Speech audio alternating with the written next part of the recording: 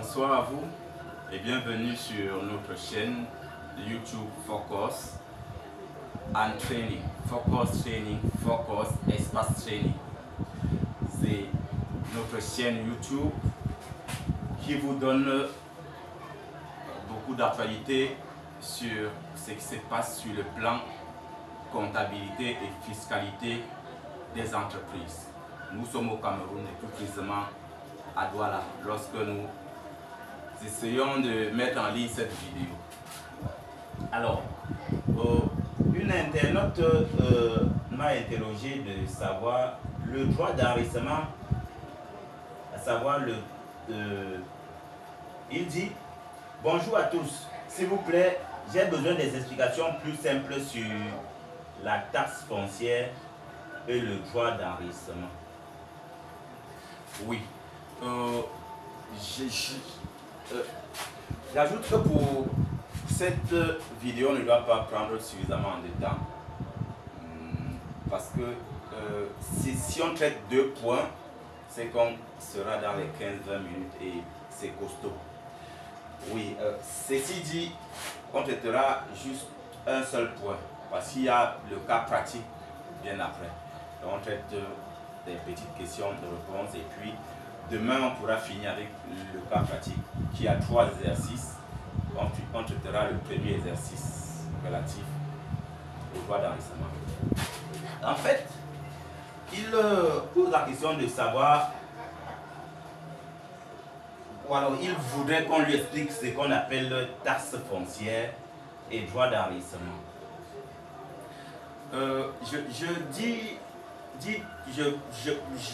Je parle d'abord du droit d'enregistrement. En fait, ce qu'on connaît d'une manière usuelle, c'est l'enregistrement bail, très souvent appelé le bail.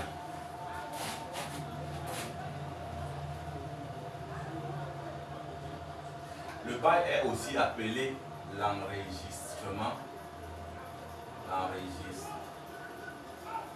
Bail, ou alors le droit de bail, ou alors le droit d'enregistrement. En fait, on peut dire enregistrement tout court, ou alors le droit d'enregistrement bail. Pourquoi on précise le droit d'enregistrement bail, le droit de bail? Parce qu'il y a aussi les droits de thème. En fait, pour la vignette automobile, ces droits de timbre sont repartis. Sauf que ce ne sont pas les droits d'enregistrement. C'est pour ça qu'on précise soit le bail, soit le droit d'enregistrement bail. Le droit de bail, c'est quoi? Le droit de bail, c'est un taux, un montant d'argent calculé selon un taux de 10% sur le loyer annuel que le locataire doit verser au centre d'impôt. Lui, il est égal à 10%. Là, c'est le droit d'enregistrement bail. Associé à ça, il y a ce qu'on appelle les précomptes sur loyer. En fait, les précomptes sur loyer sont toujours versés par le locataire, mais retenus à la source lorsqu'on donne l'argent du bailleur. C'est ce qu'on appelle précompte sur loyer. Ça veut dire on récolte par avant sur le loyer et on donne au bailleur le loyer moins ce qu'on a retenu, moins de 15%. C'est ça la valeur des précomptes sur loyer. Donc c'est qui veut dire le bail est égal au 10% du loyer annuel, mais les précomptes sur loyer est égal à 15% du loyer annuel également. Là, c'est ce qui concerne le droit d'enregistrement bail. Maintenant, il y a certains droits d'enregistrement qui sont plutôt liés aux actes de vente. Par exemple, lorsqu'on a vendu un fonds de commerce, on doit l'enregistrer. En fait, cet enregistrement, faudrait dire, celui qui a acheté pour démontrer qu'il a acheté, ou alors celui qui a vendu, pour démontrer qu'il a vendu, il doit produire vers celui qui a acheté, en qualité de facture, ce document qu'on appelle le droit d'enregistrement. Ça veut dire, cela prouve qu'on a changé de personne. Et en fait, cela ne se limite pas au droit d'enregistrement d'un fonds de commerce. Non. Cela va jusqu'au droit de mutation des terrains, des maisons, ou alors des achats même des terrains très souvent. Oui. Si je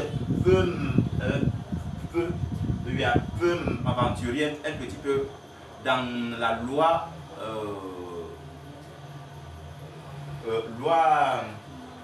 dans le code général des impôts, ou alors la loi des finances de 2024, de décembre 2024 qu'on a adopté pour cette année 2025, je peux lire le chapitre 4 qui parle des droits de mutation d'immeubles.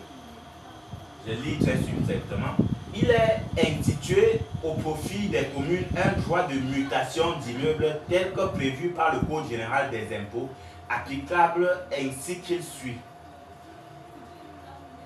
Au taux intermédiaire de 10%,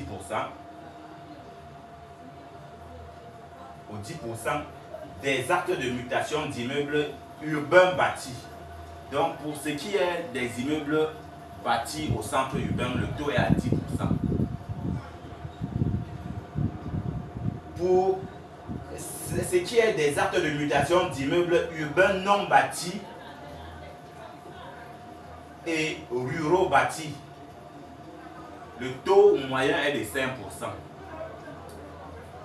Et pour ce qui est des taux réduits, c'est 10%. Lorsqu'on parle de taux réduits, ce sont les actes de mutation d'immeubles ruraux. Oui, bon.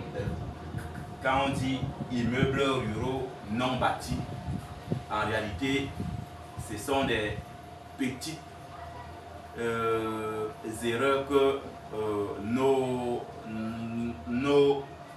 gens d'en haut commettent très souvent.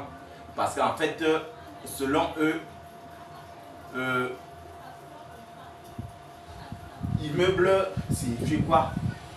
Et bâti aussi signifie quoi d'autre? Oui, ça fait qu'on ne puisse pas mieux se comprendre à ras du sol. Oui. Peut-être c'est dans le droit constitutionnel que les personnes avec leur super intelligence peuvent bien jouer. Et ils disent au taux super réduit. Donc il y en a 4 taux. Le taux intermédiaire, le taux moyen, le taux réduit et le taux super réduit qui est de 1%.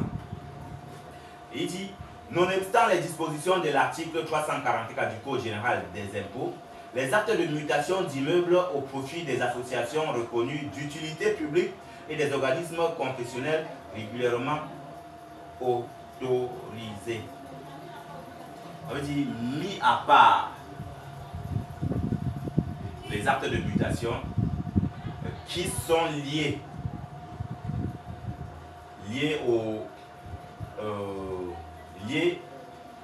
à l'utilité publique et aux organismes confessionnels, oui, comme des églises, des hôpitaux et tout ça. Donc, si on a muté un terrain ou un immeuble pour un centre de santé, cela ne pourra pas être enregistré. Si on a également muté pour confier à une église catholique ou protestant, il n'y aura pas le droit d'enregistrement. Maintenant, faisons, si on doit faire allusion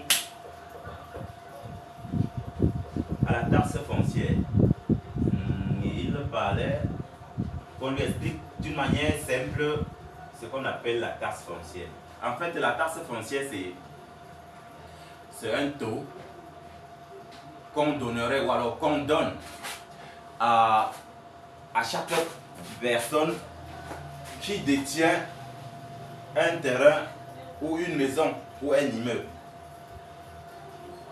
dans un environnement bien précis et tassable. Parce que tout environnement n'est pas tassable. C'est pour ça qu'on parle des zones urbaines, des zones ruraux et oui. Pour donc dire, quand tu as une maison, quand tu as un terrain, que tu aies le titre foncier ou que tu sois propriétaire de fait, ça veut dire pour ceux qui n'ont pas de titre foncier, ils sont propriétaires de fait. Ils vont payer ce qu'on appelle la taxe foncière. Et la taxe foncière a pour taux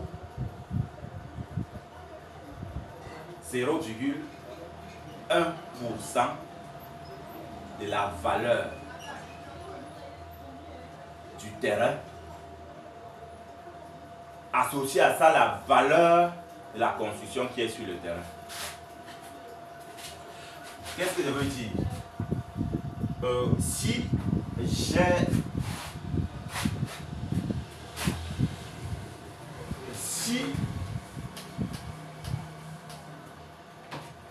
Si j'ai un terrain dans une zone urbaine comme Douala de 400 mètres carrés, selon la mercuriale, on peut dire que dans la zone de Douala et plus précisément à Babonamoussa dit, le mètre carré est de 20 000 francs. Ça veut dire 20 000 francs le mètre carré. Cela nous renvoie à déterminer la valeur du terrain. Ça veut dire 20 000 francs fois 400. Ça veut dire V0 qui est la valeur du terrain est égal à 20 000 francs fois 400 mètres carrés qui donne environ beaucoup d'argent. Maintenant, sur ce terrain à valeur de 20 000 francs fois 400 mètres carrés, nous avons bâti qu'il soit une petite maison ou alors un immeuble. Lorsqu'on a évalué cet immeuble, on constate que ça a pour valeur V1 ou alors V1 qui est égal à 40 millions.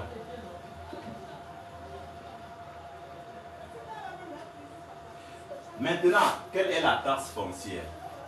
La taxe foncière est donc égale, si on associe à ça, si on prend ceci grand V,